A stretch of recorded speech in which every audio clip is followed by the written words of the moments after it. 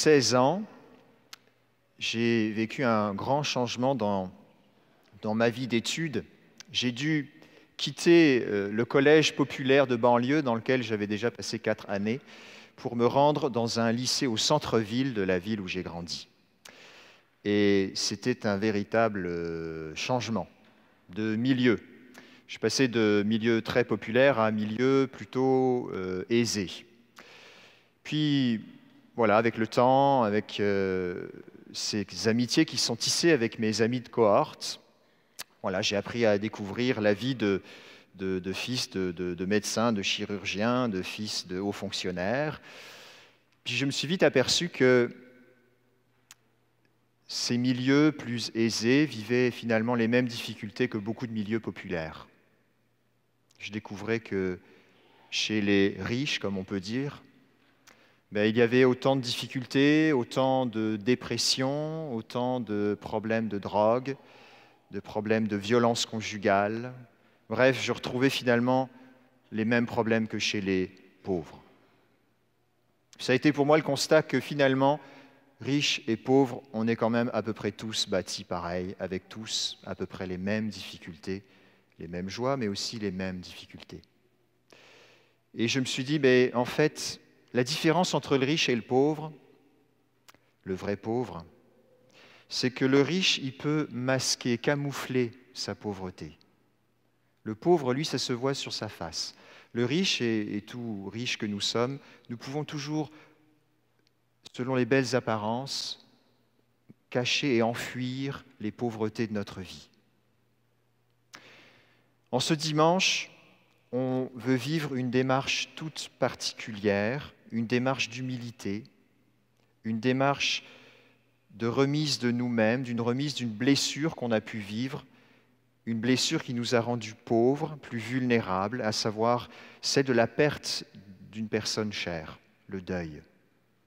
Nous vivons tous des deuils dans nos vies. Et en ce mois de novembre, l'Église nous invite à prier, tout spécialement au début du mois, pour les défunts. Et de vivre cette expérience, cela est pour nous une mise à nu. Et nous allons vivre une démarche au cours de cette messe et on va se laisser accompagner par la figure de Zachée, que Jésus nous offre comme une belle rencontre. Cette figure de Zachée qui accepte de se dévoiler, de dévoiler son cœur, de laisser de côté sa fierté. Qui était déjà ce Zachée ? On sait de lui que, il est petit, mais ça ne dit pas grand-chose, mais surtout qu'il est collecteur d'impôts. On ne sait pas si c'est grâce à ça qu'il est riche. C'est un homme riche, c'est un homme qui est connu pour sa richesse dans la ville de Jéricho. Le texte même de l'Évangile nous dit qu'il est un taxateur, et pas n'importe quel taxateur. Si on traduit littéralement, c'est un archi-taxateur.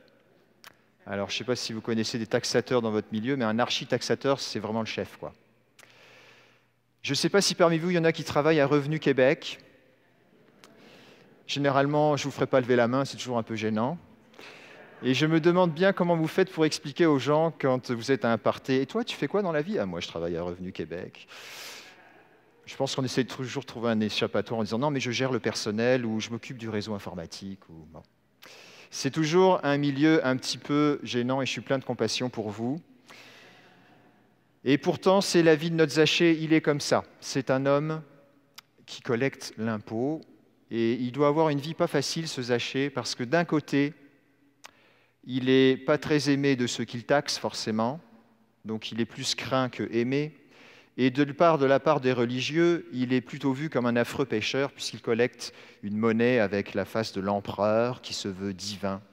Donc c'est un peu la peste, quoi. On évite de se mettre avec ce genre de personnes-là. Un homme riche mais mal aimé. Et ce Zachée, c'est ça qui nous touche dans l'Évangile qu'on rencontre ce soir et qu'on médite ce soir. Il reconnaît sa fragilité. Il reconnaît qu'il lui manque quelque chose. Il a beau être riche, il lui manque quelque chose. Et le fait est que c'est la venue de Jésus, le passage de Jésus dans sa ville qui va faire le basculement. Il va basculer. Il va accepter de dévoiler cette fragilité. Déjà, il va essayer de vérifier si la renommée qu'il a entendue au sujet de Jésus est vraie, et il veut voir Jésus. Il a entendu parler de lui, mais il veut le voir. Ce simple fait, ce simple désir de voir Jésus montre qu'il veut plus. Il cherche plus dans sa vie. Sa richesse ne le satisfait pas.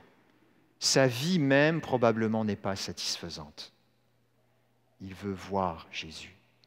Mais alors, comble de malchance, vu qu'il n'est pas très grand, il y a des foules autour de Jésus, certainement des foules de pauvres, d'estropiés, de malades, de gens qui veulent des guérisons, des gens sûrement qui ne fréquentent pas très souvent. Il ne peut même pas voir Jésus. Il monte donc dans cet arbre, ce sycomore. Il laisse de côté sa fierté. Il retrouve son cœur d'enfant pour monter dans un arbre et voir Jésus. Cet acte, ce geste tout simple de monter dans l'arbre, dit quelque chose de fort. Il accepte de faire ce qu'il faut. Il accepte même de dépasser ses limites physiques, peut-être son handicap, il était peut-être très petit même, pour voir. Et ce faisant, il nous révèle qu'il a l'humilité de reconnaître que sa vie n'est pas si parfaite. Il laisse tomber les apparences. Il accepte de se mêler à toutes sortes de gens pour voir Jésus. Il montre sa vulnérabilité. Il montre qu'il a besoin de quelqu'un d'autre. Il n'est pas autosuffisant. Peut-être que certains parmi vous ont manqué d'autosuffisance ces derniers jours avec les pannes électriques que vous avez connues. Peut-être certains ont dû aller mettre leurs produits du réfrigérateur chez le voisin. Nous, c'est le cas, on a accueilli des produits congelés. Venez les récupérer, s'il vous plaît, on ne va pas garder tous les produits congelés qui sont arrivés chez nous. On a aussi la voisine qui est venue faire son plat de spaghettis. C'est ça, c'est que quand on a des problèmes comme ça, c'est tout bête, on n'a plus d'électricité, on ne sait plus vivre. On n'est plus autosuffisant. Et finalement, la solidarité joue. C'est beau parce que on tisse des liens, on crée des liens différents, on s'entraide. C'est touchant. C'est des choses toutes simples. En fait, lorsqu'on vit une vulnérabilité, une fragilité, même très technique, on est obligé de sortir de nous-mêmes. On ne peut plus se satisfaire de nous-mêmes. J'étais très touché cette semaine. J'ai reçu des nouveaux témoignages de guérison suite à la messe de prière pour les guérisons que nous avons vécue il y a 2 semaines. Et c'est beau de voir comment, parmi nous, des paroissiens, des paroissiennes acceptent de reconnaître leur pauvreté, de dévoiler même leur pauvreté. Et je voudrais vous citer un témoignage que je laisse anonyme jusqu'au jour où la personne voudra peut-être nous le partager. Je peux témoigner de cette immense chaleur ressentie quand mon voisin a posé sa main sur mon épaule. Je sais que le Seigneur m'a visité et a fait couler en moi un flot d'une douce chaleur apaisante. Il sait que j'ai besoin de cette guérison. Vivant une période de grande précarité, je prie beaucoup la divine providence et le Seigneur pour que je guérisse de mes moments de doute et de désespoir. Témoignage tout simple, touchant, où une personne de notre assemblée accepte de se mettre vulnérable et de se présenter devant son Seigneur et de le laisser guérir. Frères et sœurs, c'est ce que vit Zachée. Il montre sa vulnérabilité. Et c'est dans sa vulnérabilité que la puissance de Dieu se manifeste. Et Jésus le dit, il conclut l'Évangile, il nous dit « Le Fils de l'homme est venu chercher et sauver ce qui était perdu. » Il est venu chercher et sauver ce qui était perdu. C'est Jésus qui va tourner les yeux vers Zachée. Il va tourner son regard vers lui. Il vient le chercher. Jésus est peut-être passé à Jéricho pour rencontrer Zachée. C'était le plus perdu, peut-être, de cette ville. Il est venu dans cette ville pour venir le chercher et le sauver. Il lui manifeste son amour qui a quelque chose de puissant. Saint Paul le dit dans la lettre aux Thessaloniciens qu'on vient d'entendre aussi. Il invite les Thessaloniciens par la puissance de Dieu, qu'ils se laissent, que Dieu leur donne d'accomplir tout le bien qu'ils désirent, par la puissance de Dieu, qu'ils accomplissent tout le bien qu'ils désirent et que leur foi soit rendue active, par la puissance de Dieu, dans la faiblesse. Et ce que vit Zachée, c'est ce que l'on voit lorsqu'il se lève. Il y a des commérages, il y a des gens qui disent « Mais non, c'est un homme pécheur, Jésus va chez les hommes pécheurs. » Et là, Zachée se lève. Et il annonce sa conversion. Il annonce l'homme nouveau qu'il est devenu. « Je donne la moitié de mes biens aux pauvres. » C'est fort. Et si j'ai si j'ai laissé voler du monde, je vais leur rendre jusqu'à 4 fois ce que je leur ai volé. Il se manifeste comme un homme nouveau, il se révèle comme un homme nouveau par la puissance de Jésus qui est venu demeurer chez lui.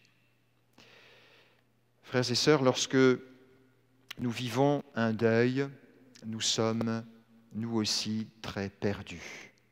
Nous perdons nos repères. Lorsqu'on perd quelqu'un de cher, une relation s'éteint et cela génère en nous beaucoup de déstabilisation.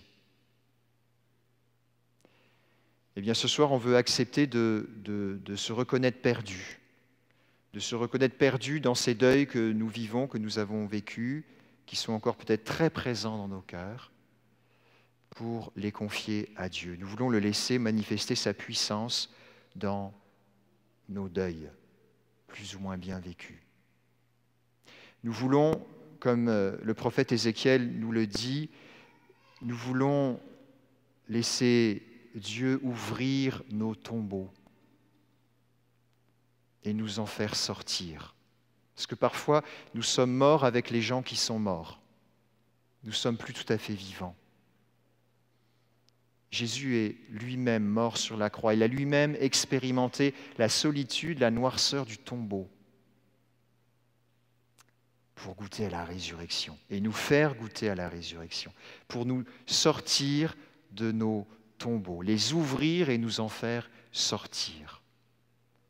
Ce soir, on va vivre cette démarche très simple. On va venir déposer un lumignon, ceux qui le souhaiteront, une petite bougie, sur cette table, ce présentoir, en signe précisément de cette espérance que Dieu nous fait sortir de nos tombeaux.